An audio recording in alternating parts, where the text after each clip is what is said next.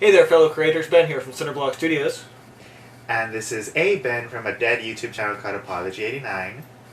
And we're here today to talk about How to Be an Artist Part 11, Art Friends. Stick around.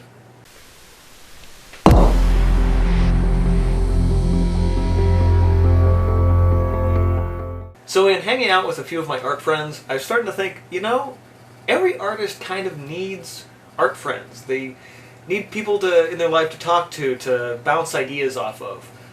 And that's kind of why I was like, okay, let's think about art friends and why it's so important. And I found that having a good art friend is a lot about just not just having any friend, any friend will be like, hey, I like your work and yay and everything like that. But a good art friend is going to be able to kind of show you maybe where you're struggling a little bit. I know my friend Rarith recently pointed something out to me about some of my own work that I was like, I never even thought about it that way. But now that I kind of got the conscious effort from a friend, it's a good way to kind of keep yourself balanced and keep yourself growing as an artist.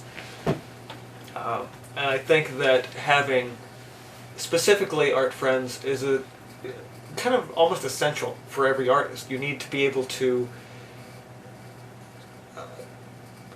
have an art friend in order to grow. And a lot of people don't really know how to build art friends, don't know how to find art friends. What's funny about Apology here is that he was a fan initially, and we became friends outside of that. Or I would say even because of that. A lot of ways you can start as a fan, and I think for a lot of art friends that's kind of how people start. They start as a fan. Sometimes you'll see somebody drawing and then start connecting that way, but unless you're kind of really going out of your way to find people who are drawing in public, which not everybody does that in the first place, that can be kind of daunting. And if you're just kind of finding people online, then yeah, it's going to be something like, hey, we have something in common. Art, and then maybe we have more in common as well. So like Ben said, I was actually a fan of his. I discovered him by pure chance by just YouTubing acrylic paints. And I found one of his paintings and I just thought this dude's channel is really chill. And then I discovered him more through they used to have live hangouts with Google. I don't know if they still have it. I think you can do maybe a workaround to try and get there, but it's not what it was. It's not what it was 6 years ago, I think it was. I think it's just one of those impressive projects Google had, and they just... I'm not going to say what's in my head. The downfall of Google Plus, so to speak. Yeah. But it is something I missed. It was a great way to build a community, and the community kind of built up around sort of these live hangouts and things like that. Really allowed us to kind of connect and things like that. There are options now. I understand there's something called Discord that people seem to really like. Great way to build communities. People build communities on Instagram quite easily. It's not maybe as easy on YouTube as it used to be. And then there's always just online forums. I know it used to be, I'm going to be a little risky and say that there used to be communities on Tumblr, but that place is just a trash fire right now. Yeah. Wherever you go, wherever you frequent online, it's gonna be that's your nexus point, your ability to jump in and find artists to connect with, and you never know who you're gonna connect with or what's gonna spark that conversation. I will jump back though to a previous video of mine called How to Comment on Art, because that's a great way to start a conversation. If you know how to make a good comment on a piece of artwork or a video or what have you, it's really a great way to start building those conversations as a fan to another artist or as an artist to one of your fans, who maybe will eventually become an art friend. So when it comes to, once you've maybe established an art friend, I think one thing that's funny I've kind of noticed is that you kind of become fans and oftentimes collectors of each other's work. You start really kind of bouncing, not just bouncing ideas back and forth, but it's like, oh yeah, here's a print for you or something like that.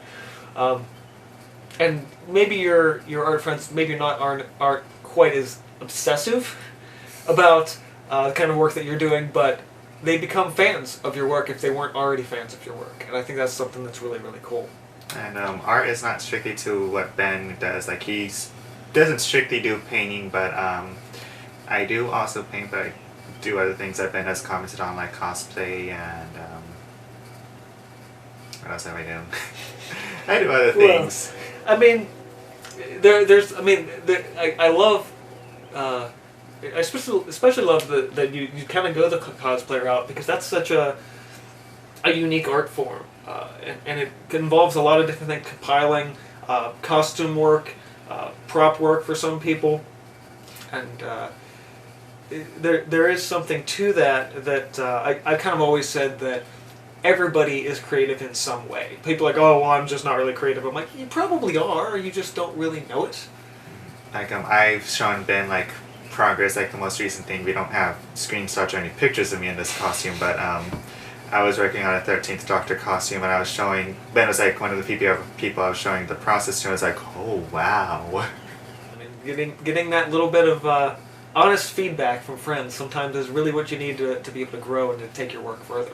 So as I mentioned before, Apology kind of started out as a fan, and I will say there is a little kind of almost disclaimer to this, is that fans can become friends, but not always, because definitely you can have an obsessive fan that tries a little too hard to be your friend. I've gotten some interesting emails in the past from people who have, I think, previously watched the channel, but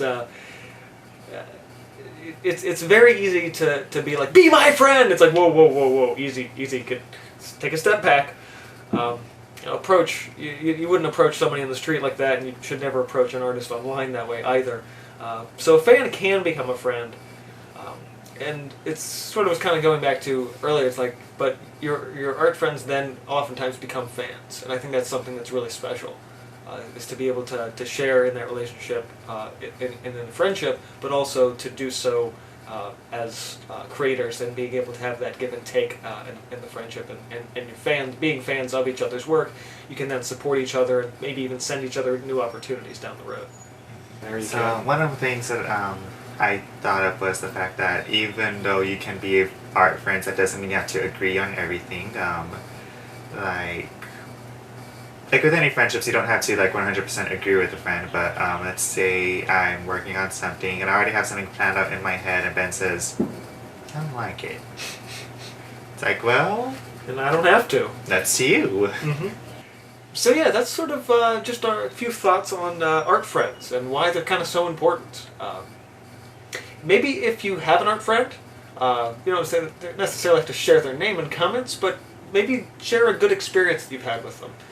If you don't have an art friend, you're still trying to find some, that's okay too. Sometimes it takes a while. But the important thing to remember is, as long as you keep pursuing your work, keep pursuing great ideas, there's going to be some people in your lives that become art friends. And I think that's something that's really worth it for all artists, especially in this day and age, because you kind of need to not be an art hermit. You don't want to just go out in the middle of nowhere and just paint all the time. You have to actually kind of come back to the real world for a while. That's a really important thing to do. So if you're enjoying this How to Be an Artist series, or just kind of enjoyed this little banter here today between me and a guest, go ahead and hit that like button. Get subscribed if you're not already. Consider supporting on Patreon if you're financially able to. Like on Facebook, Instagram, DeviantArt, follow stuff on my website. And for this guy... You can follow me on WordPress. I have a blog where I review books and movies. It's Books and Smizmars at WordPress. And be sure to, I already said all those stuff, and I will see you guys next time. Or maybe we will. Maybe. Stuff is expensive, people. Friends over the course of... Oh, I just said your name. Yeah. That's why I can cut it.